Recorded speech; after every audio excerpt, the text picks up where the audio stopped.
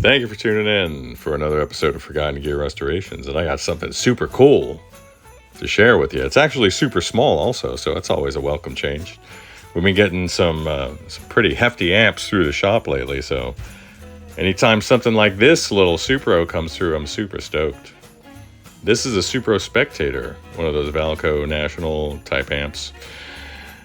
Super small, super interesting. It's also super quiet. It's not making any sound whatsoever except a light hum in the background.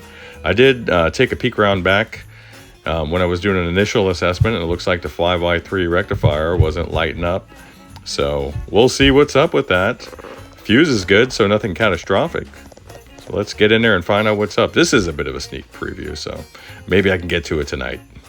So don't forget to like, subscribe, share, and all that stuff. Talk to you soon.